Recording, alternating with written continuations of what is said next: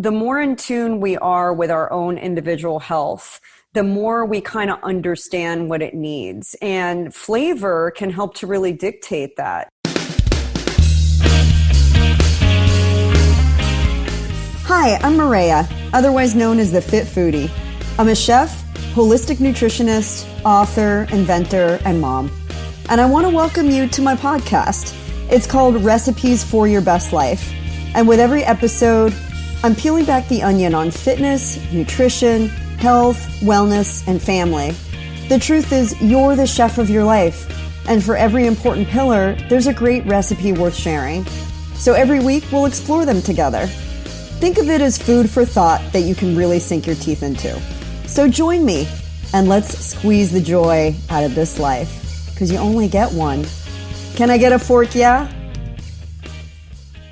Last week, my 14-year-old son asked me, how did they deal with disease hundreds or even thousands of years ago? You know, before conventional medicine and antibiotics. My response was, look in our kitchen and our herb garden. They were masters of using plants and food as their remedies. And the pharmaceuticals we now have are often derived from those medicinal plants. Things like garlic and onions and turmeric and thyme and so many more. In fact, the use of spices and herbs with antimicrobial activity was necessary to ward off the threat of foodborne pathogens. I mean, refrigeration did not really exist back then, as you know. The only problem is now people tend to turn to a pharmaceutical when a lot of the times the answer is still in our own spice cabinet. My guest today is Amber Valenzuela. She's a staff herbalist with Traditional Medicinals, and she specializes in the practical application of Western herbalism in our everyday lives.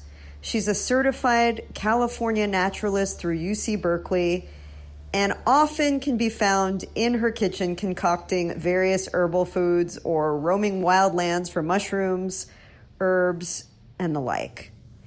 You know, it may seem kind of hippy-dippy, but I'm going to tell you something. They were doing this thousands, maybe even tens of thousands of years for a reason. And I think that you'll find from today's interview there is a place for this in our everyday lives. Let's listen. Hey, Amber, thanks for joining us today.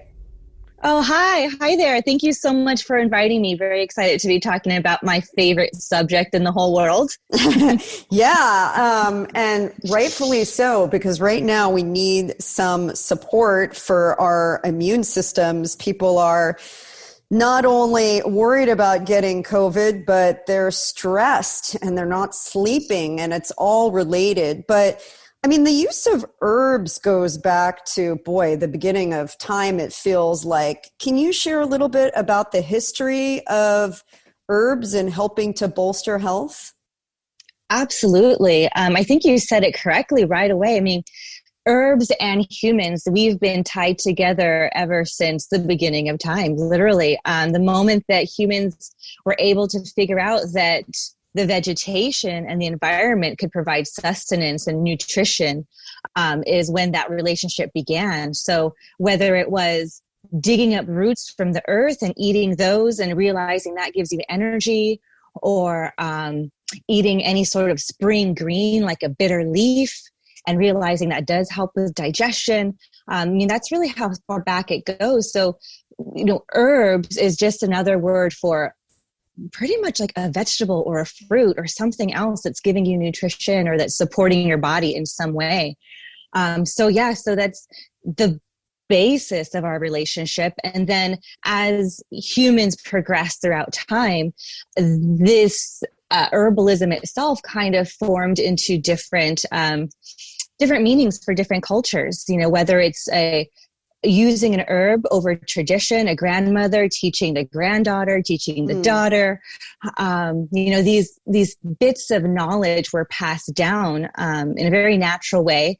And then other cultures, of course, formalized it a little bit more by having very specific roles within their societies that were keepers of this knowledge and that were able to apply these herbs to people, whether it was for their body, mind, or spirit, very specifically. And from that, of course, we have more formalized schools of herbalism, whether it's traditional Chinese medicine, Ayurvedic medicine, Western European. So you want to break down the world into big geocentric categories. You can also do that too. And at the root of that, it's having a relationship with what your local plants are. I was going to say that. So I was going to say, and it's true. It's like, it's so much bigger than it ever, used to be, because it was more localized, right? An indigenous culture would have plants that were native to their area, and those were the ones that were celebrated. But now it's like we have this global ability to use herbs from around the world. Do you think that the use of herbs right now is seen as more of like this kind of hippy dippy thing, like alternative, or do you think it's become more mainstream where people are accepting, yes, there is scientific validity to using certain herbs? Absolutely. It is becoming more mainstream every day. I think there's a desire within societies across the world to have access to medicine without having necessarily to go through pharmaceuticals or other routes, just really realizing again that it can be accessible as herbs you can grow yourself. So with social media, with the internet, with all of this, we're now, of course, able to share ideas more rapidly across cultures. And as you say, yes, science has taken big strides to proving really oftentimes what traditional knowledge has already been saying all these years. So it's just a nice reinforcement. Yeah. And there's a lot of, our modern day antibiotics are based so much on what comes from the ground, right? I mean, the use of garlic and onions and thyme is a very potent antimicrobial. I mean, there are so many different things that we can actually take from nature and kind of, look at it as the root of what our modern day medicine is comprised of. Absolutely. Yes. The pharmaceutical industry is still really heavily based in learning from the chemistry that is in plants naturally. So it all still comes from plants in one way or another. Beautiful. It really is. Nature is our pharmacy. So, I mean, right now we know that, look, we live in unprecedented times and people are really stressed out and worried about getting sick. And the thing that drives me crazy is that I don't feel like there's enough emphasis on people boosting their own immunity. What are your, maybe like a recommendation or two or three for herbs that we can take to help support a strong immune system? Absolutely. So there's a lot. Of course, this herbal apothecary provides so much for us. And so, of course, we're speaking about our immune system, but as we know, there are so many different body systems that are connected to each other that will affect our immunity.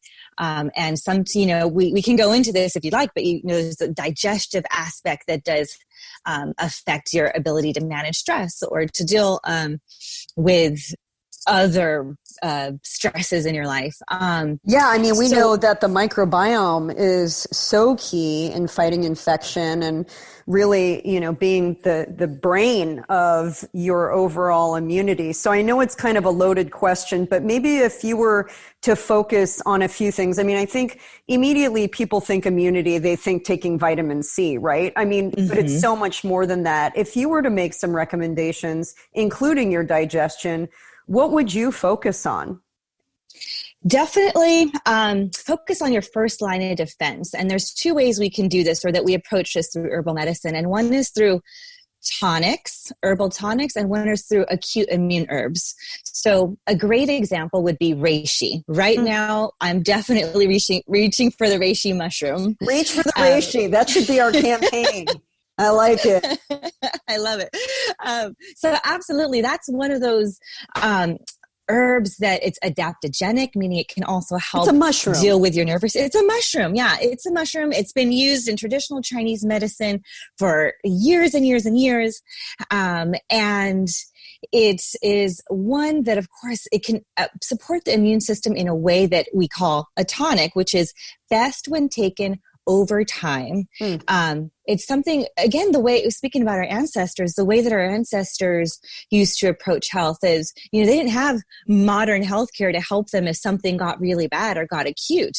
And we should, of course, manage to keep ourselves in balance and grounded before things can go awry. So this is one where it can really help to tonify your immune system. It's one that's great to take in the morning or the afternoon, and one that's really great to start ahead of time. So maybe like right now might be a great time, August, September, before we start getting into the colder months. So very gentle daily immune tonic is for sure one I would go with. And then if, we get further down into more of acute need, those around you are starting to get a little iffy. You just want to make sure you're extra protected. Echinacea and elderberry are two other herbs you may have heard of. Yeah, echinacea, going back to like when I was a teenager, practically, I think that's something that's been around for a while and really people are very familiar with it. But I think elderberry is a little bit newer on the scene. I've been using it for many years now, but can you talk a little bit about why elderberry? Yeah. So, they do kind of function in the same way. In fact, we have a tea, it's Echinacea Plus with elderberry. They're a really great combination to have where it's going to support you when you need it most. It's a really quick burst of support. So again, a little bit different than the reishi that really is going to do its best for you over time. This one will almost start acting immediately.